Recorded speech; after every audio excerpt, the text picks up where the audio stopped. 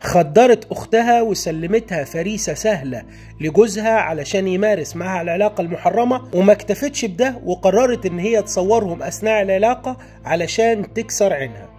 لو عايز تعرف الحكاية تابع معايا. ربة منزل في مدينة الإسكندرية وقف الشيطان قدامها يتعلم من تفكيرها وتخطيطها. قررت ان هي تستدرج اختها من مدينة القاهرة لمحافظة الإسكندرية، وقالت لها ما تيجي تغيري جو وتاخديلك اسبوع او اسبوعين في المصيف. وقتها المجني عليها فكرت ان هي تغير جو عند اختها في مدينة اسكندرية، ووافقت على كلامها وقالت لها انا هجهز نفسي والاسبوع اللي جاي هاجي اقضي معاكي اسبوع كامل في المصيف علشان اغير جو.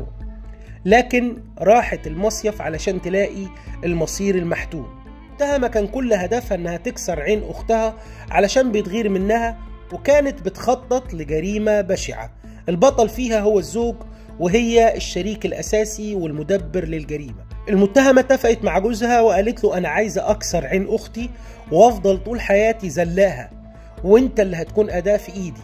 قال لها هتعملي ايه؟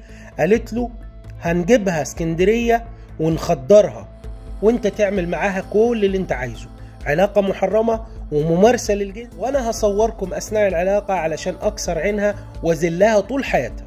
المجني عليها راحت لاختها علشان خاطر تغير جو، لكن ما كانتش متوقعة ان اختها تعمل معاها كده.